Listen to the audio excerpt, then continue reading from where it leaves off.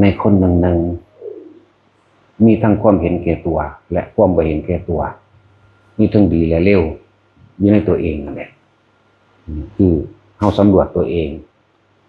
มีทั้งความเห็นแก่ตัวบางอย่างเราก็เห็นแก่ตัวบางอย่างเราก็ไม่เห็นแก่ตัวแล้วก็ในครอบครัวหนึ่งก็มีคนแบบนี้มีคนเห็นแก่ตัวและไม่เห็นแก่ตัวแล้วก็ในตระกูลของฝั่งมารดาและบิดาก็เหมือนกันมีทั้งคนที่เห็นแก่ตัวและไม่เห็นแก่ตัวในหมู่บ้านหนึ่งในอำเภอในจังหวัดในประเทศและในโลกหนึ่ง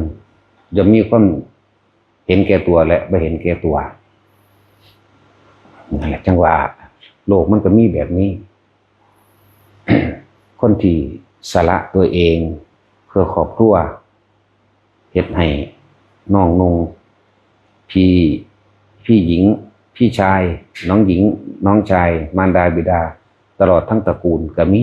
คือบ่หวังหยังเลยก็มีสละเมื่อเพื่อ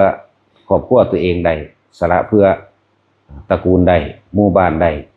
ตำบลอำเภอจังหวัดประเทศตลอดทั้งโลกก็ได้นะโลกก็มีอยู่แบบนี้คนที่สละเพื่อจักรวาลนี้หรือในภพภูมิตั้ง31ภพภูมิหรือตลอดอนันตจักรวาลหาประมาณบ่ได้เรียกว่าถ้าสาหิกโลกธาตุแสนโกฏจักรวาลมีผู้เดียวนั่นแหละจังว่ามันยังมีอยู่ในบ้านหนึ่งในบ้านหนึ่งเมืองหนึ่งประเทศหนึ่งย่อมมีทั้งคนดีและคนไม่ดีแต่ว่าคนที่ประเสริฐนั้นหายากคนที่ประเสริฐคือคนที่สละตัวเองเพื่อผู้อื่นได้ทั้งหมดโดยไม่ได้เลือกตระกูลไม่ได้เลือกพี่หญิงน้องหญิงพี่ชายน้องชายบ่เลือกคือสามารถสละเพื่อโลกได้เลยนี่พระพุทธเจ้าเป็นต้นนั่นแหละแต่ว่ามันหายากกว่าล่ะมันยากมากๆเลยกว่าจะเกิดขึ้นได้แต่ละครั้งแต่ละค่าหลายกับหลายกันหลายสงไขยสิมีคนผู้ดีผู้หนึ่งเกิดขึ้นมาได้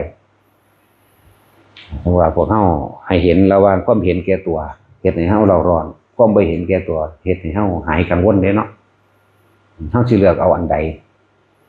เพราะเฮาสิมีสิ่งหนึ่งรองรับอยู่แม้นสิเห็นแก่ตัวมากมายร่ำรวยเพียงใดก็ช่างเถอะสุดท้ายก็ต้องตายจากสิ่งที่มี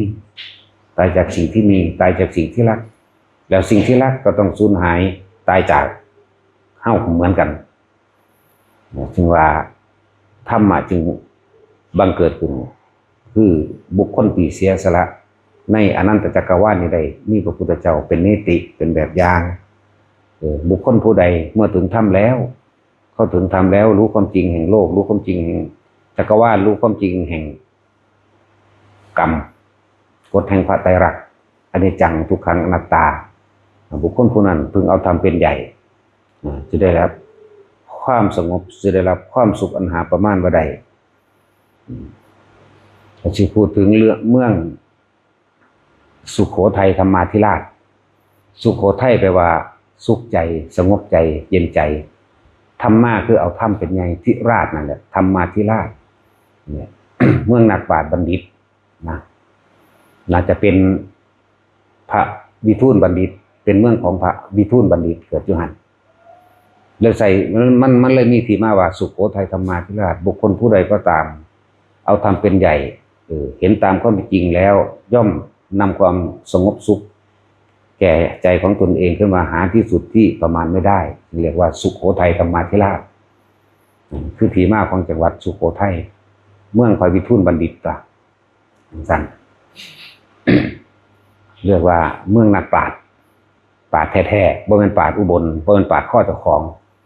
พวกนี้พวกเมืองนักปราชญ์ข้อเจ้าของคือฆ่าตัวตายเมืองอุบลองค์สี่คือเฮาอยู่เดียวนี้เป็นธรรมดาเมื่อมีคนดีเกิดขึ้นคนหนึ่งคนเลวก็ย่อมมีถ้าบ่มีคนเลวก็บ่มีคนดีเหมือนกันนั่นแหละกับพระพุทธเจ้าเฮาเป็นธรรมดาบุคคลผู้ประเสริฐบังเกิดขึ้นครั้งหนึ่งคนที่ตกนรกก็มากมายคนที่ไปสวรรค์และนิพพานก็มากเหมือนกันเฮาสิเลือกเอาสิ่งใดเฮาเห็นอยู่ผู้ใดนำธรรมเข้ามาสู่หัวใจของเจ้าของเองผู้นั้นก็ได้รับความสงบร่มเย็นหาความสุขความประมาณบ่ได้เรียกว่าเอาธรรมเป็นใหญ่ แล้วทำเป็นใหญ่กับผู้นั้นแล้วปลอดภัยจากอันตรายทั้งปวงปลอดภัยจากวัฏสงสารผู้ใดเขาเอาทำเป็นใหญ่แล้วก็เดินตามถ้ำเดินตามความเป็นจริงฝึกหัดตนเองดับตนเองเสียสละตนเองเพื่อบุคคลหมู่มากหาประมาณไม่ได้ทั้งมนุษย์และอมนุษย์แต่ว่าบุคคลผู้นั้นสิว่างภาระได้ทั้งปวงทำการกระทำทั้งปวงเพื่อผู้อื่นเพื่อทั้งมนุษย์และอมนุษย์คือว่างความเห็นแก่ตัวนั่นเองเบิดความเห็นแก่ตัวละทุกข์เกิดขึ้นบ่ได้นั่นแหละความสงบสุขภายในใจก็สิเกิดขึ้นสำหรับบุคคลผู้เอาธรรมเป็นใหญ่จริงๆกับบ่ได้ว่าเป็นที่มาของเมืองยังแต่ว่ามันก็เป็นที่มาของเมืองนั่นแหละว่ามันนานแล้วเป็นที่มามันไปสื่อปฏิบัติโดยร่วมโดยกระจายโดยบ่เจาะจงบางใดไผกระสร้างที่เอาธรรมเป็นใหญ่เอาธรรมเป็นทางเดินเอาความจริงเป็นที่ตั้งย่อมได้รับความสงบสุขลมเย็นภายในใจของเจ้าของเองบ่ว่าคนผู้นั้นสิอยู่อเมริกาอังกฤษเยอรมันหยังก็แล้วแต่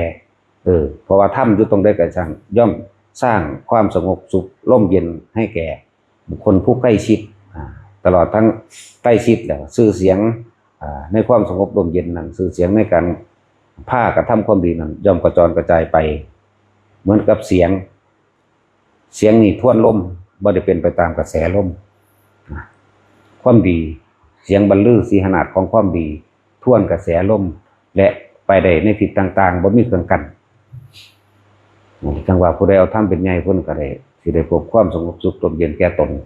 ถือว่าสุโขทัยธรรมาธิราชเพียงแต่ว่าเปรียบเทียบเมืองสุโขทัยซื่อๆดอกเด้อ แต่ว่ามันก็เป็นจริงดังนั้นแหละพระวิทูลบัณฑิตเพิ่นเป็นนักปราชญ์เจ้านักปราชญ์เจ้า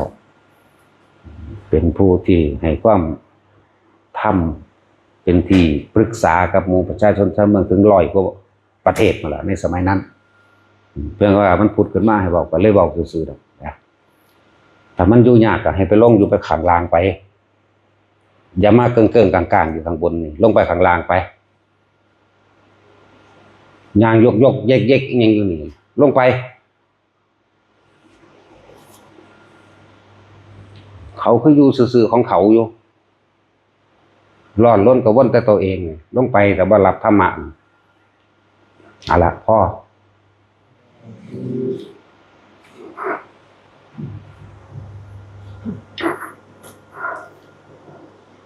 ยะ